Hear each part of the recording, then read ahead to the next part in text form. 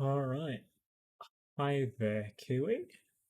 I thought that I would just do this video for you to show you about the 12040 because I do think that it's a harder lock to pick than the 12050, which is its big brother, mostly because the QA is more restricted. So you said that you had AliExpress picks. So the one continual truth about picking is that the tensioner the tensioners in every single kit will be the same more or less. Um, so this is a medium Sparrows. So if you want, I'll put in the description a lot of recommendations for tools, things like this, which are for a good price. They'll be from Australia, so you don't have to spend too much on shipping, if much at all. If you do decide that you want to stay in Locksport. Unfortunately, I lost my Chinese lockpicks. So the best I can really do to emulate it is probably something with a thick shank. I guess a bit like this. I'll use this. So this is 25 thousandths. It's the offset hybrid from the Sparrows Dark Shift collection. Uh, this Sparrows Dark Shift collection is actually one of the few that I would recommend from Sparrows because despite the fact that, their steel is less good than, say, Bones, um, they don't have a failure point built in and the shank is straight. So if you're ever looking to buy something from Sparrows, pick something like the Dark Shift up. So we'll use bottom of the keyway tension. And I guess let me try and do this so I can reach around like this. I guess, as I said, as soon as you touch, hold on, I'll try and make it more clear. Sorry, this is bad of me. Here, hook in, and in my case, it's a low lift for pin 2. But as soon as you hit it, you should get this false set.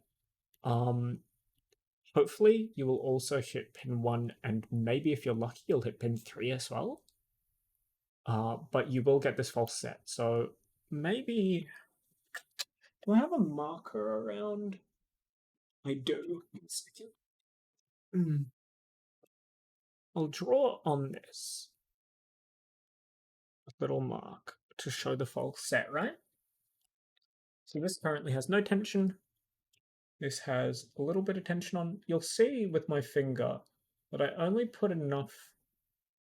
I don't put enough to put a mark really into my finger. I put enough to just turn the core and keep it at rest. So you'll see that when I hit pin 2, we get into this false set. You can distinctly see now the line separates from here and the body. You'll know when you feel it. It's pretty on the nose, and you've said that you've picked a 120/30, so I'll assume that you're pretty comfortable with spools. But all that really matters is, as you see, that counter rotation.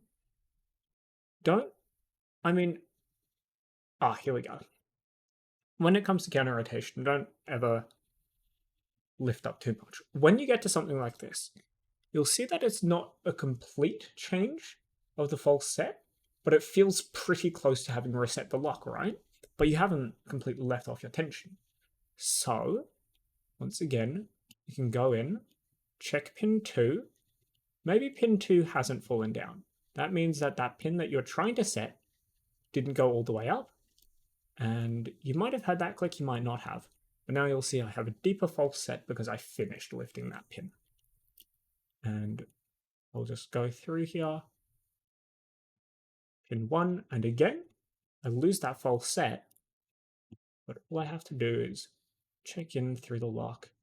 Maybe it's pin 2, maybe it's pin 1 that I didn't quite set high enough. And again, false set.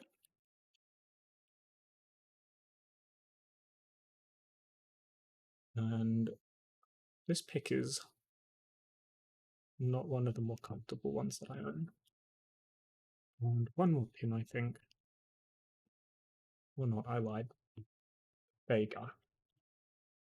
So hopefully that illustrates the sort of ideas that go into picking this sort of lock. It is quite hard, and especially with Chinese picks, I would recommend that you set that second pin with your medium hook, and then you go back in with the short hook, set everything else, and hopefully you'll get an open just like this.